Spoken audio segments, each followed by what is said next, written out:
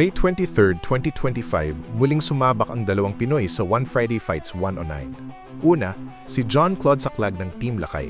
Magandang naging bakbakan nila ng kanyang kalaban na si Ataev ng Turkmenistan. Sa round 1 ay 2 beses ni knockdown ni Saklag ang kalaban pero nakabawi si Ataev ng isa. Sa round 2, nagpatuloy ang palitan ng dalawa subalit sa kasamaang palad ay hindi naiwasan ni Saklag ang armbar ng kalaban.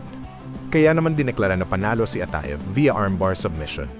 Sa sumunod na laban, maganda rin ang ipinakitang laban ng isa pa nating pambato na si Marwin Kirante laban kay Torebchi Donggak ng Russia. Ibinuhos niya agad ang kanyang bilis at lakas upang tapusin agad ang laban.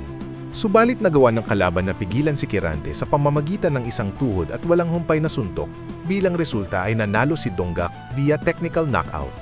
Para sa mga tunay na fighters, ito ay hindi isang pagkatalo pero isang daan para matuto ng higit pa, upang sa muling pagbabalik ay mas malakas at mas matalino.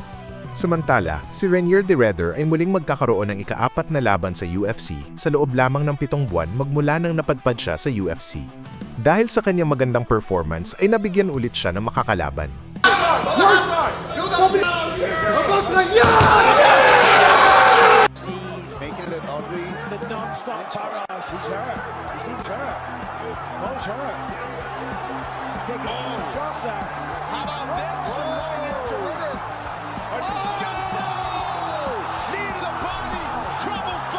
Makakaharap niya ang isang dating UFC middleweight champion na si Robert Whittaker sa UFC Fight Night at sila ang magiging main event.